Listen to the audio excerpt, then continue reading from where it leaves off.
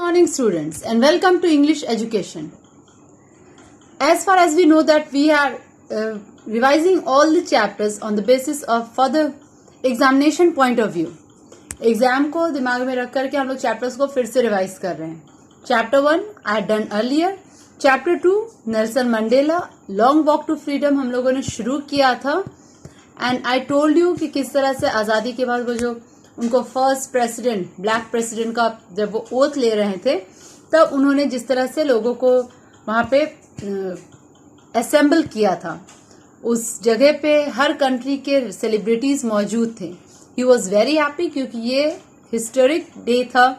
उस दिन पूरे जगह की सेलिब्रिटी मौजूद थी और ये साउथ अफ्रीका के लिए बहुत बड़ी बात थी.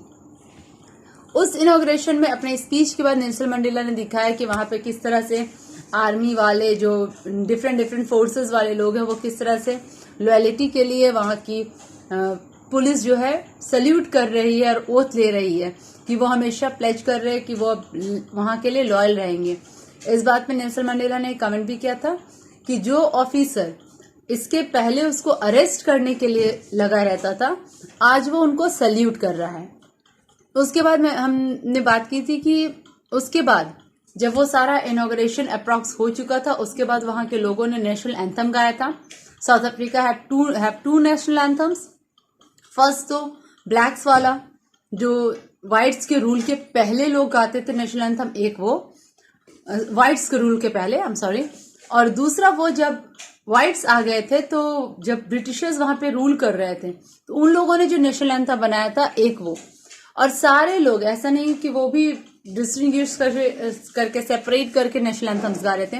सारे लोग नेशनल एंथम्स गा रहे थे चाहे वो कोई भी हो. व्हाइट वाला ब्लैक वाले बंदे सब गा रहे थे और सब एक दूसरे के नेशनल एंथम को गुनगुना रहे थे. दो don't know the lyrics of that national anthem. Now on the day of inauguration वहां पे जो नेल्सन मंडेला थे उन्होंने अपने इस सेलिब्रेशन के डे में उन लोगों को याद किया जो कि डिकेड्स पहले मर चुके हैं, जिन्होंने आजादी के लिए लड़ाई तो लड़ी थी पर वो इस आजादी को झेल नहीं पाए थे.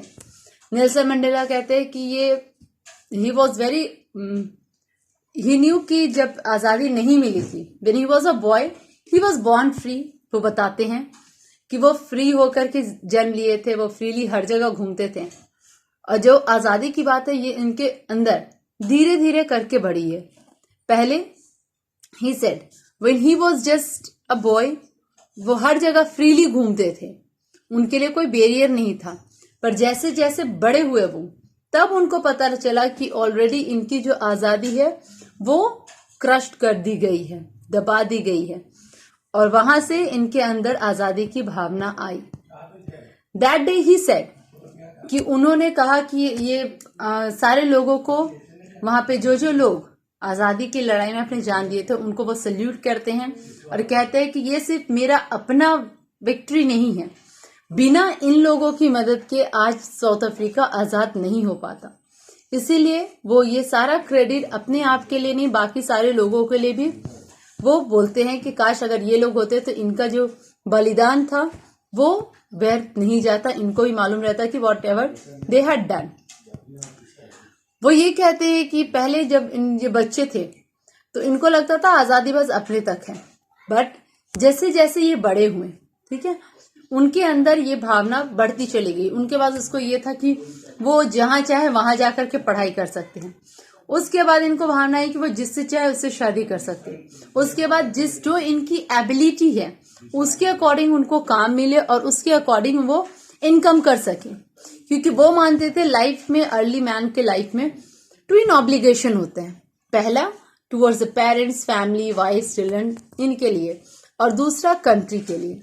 मंडेला के साथ ये प्रॉब्लम था कि वो अगर अपने घर को देख रहे थे तो वो अपनी फैमिली को छोड़ दे रहे थे, जब फैमिली को देख रहे थे तो घर को छोड़ दे रहे थे. तो इनके लिए थोड़ा प्रॉब्लम हो रहा था.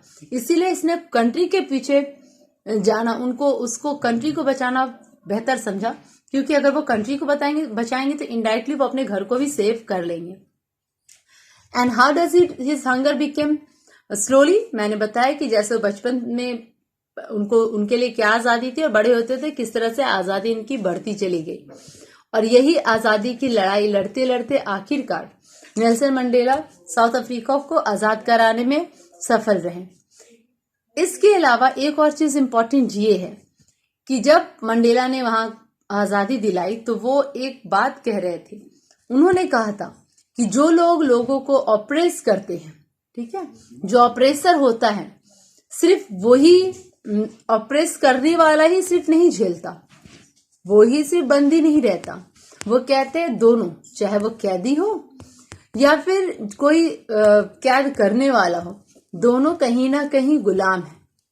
ये तो इसका गुलाम है, ठीक है, और ये जो है वो हेट्रेट ऑफ नफरत का, इस चीज का गुलाम है। और अगर सबसे बड़ी बात है इनके लिए, इनके अकॉर्डिंग, कि if we delete hate from a life, obviously कोई भी ऑपरेस और ऑपरेस करने वाला नहीं बचेगा। ये इसने कहा था और यही बात साबित हुई। And this is all about the chapter. Oppress और ऑपरेस करने वाला के बारे में बता करके नेल्सन मंडेला ने इस चैप्टर को एंड किया है। अब हम लोग क्वेश्चन आंसर्स को देखते हैं। If you have any confusion, better, इससे पहले जो हम लोगों ने क्लास लिया था अब this chapter line by line dealt that chapter, उसको एक बार आप देखिए बेहतर तरीके से। और फिर कोई भी प्रॉब्लम हो रही है, if you have any bit mistake कि नहीं समझ में आ रहा है, तो you better write down in the comment, I let you know there. For your examination you are asking ना कि क्या होगा, कब होगा, I let you know, let me, you just listen everything carefully. अब यहाँ पे देखो कुछ क्वेश्चंस है। Why did such a large number of international leader attended inauguration? What did it signifies the Trump of?